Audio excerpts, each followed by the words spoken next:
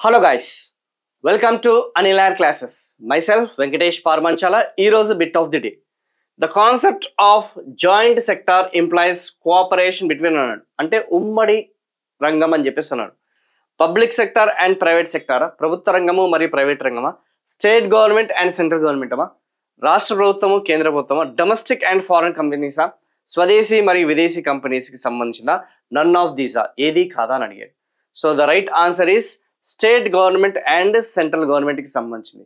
అటు రాష్ట్ర ప్రభుత్వము, కేంద్ర ప్రభుత్వము ప్లస్ కొన్ని ప్రైవేట్ ఎంటిటీస్ కూడా ఉంటాయి. సో అవన్నీ కలిపి వాళ్ళు ఉమ్మడి రంగంలో వాళ్ళు ఆ యొక్క సంస్థను ఏర్పాటు చేస్తారు, ఫ్యాక్టరీ కానీ పరిశ్రమలు ఏర్పాటు చేస్తారన్న సంగతి గుర్తుపెట్టుకోండి. సో అదే మనకి public sector and private sector వచ్చేసి ఇది మిక్స్డ్ ఎకానమీ అని చెప్పేసి అంటాము, మిశ్రమ ఆర్థిక వ్యవస్థ అని చెప్పేసి అంటారన్న సంగతి గుర్తుపెట్టుకోండి.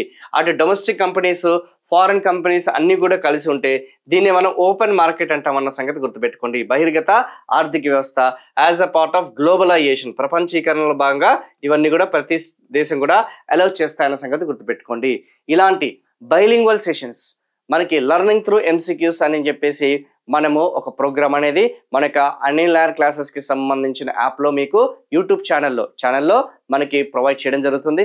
సో రాబోయే సెంట్రల్ గవర్నమెంట్ ఎగ్జామినేషన్స్కి, స్టేట్ గవర్నమెంట్ ఎగ్జామినేషన్స్కి, ఏపీ వాళ్ళకైనా సరే, తెలంగాణ వాళ్ళకైనా సరే, అటు తెలుగు మీడియంలోను, ఇంగ్లీష్ మీడియంలోను వీటికి సంబంధించిన ఫుల్ లెంత్ కోర్సెస్ అనేది మనకి అనిల్ క్లాసెస్కి సంబంధించిన యాప్లో మనకి అవైలబుల్గా ఉంది along with the test series.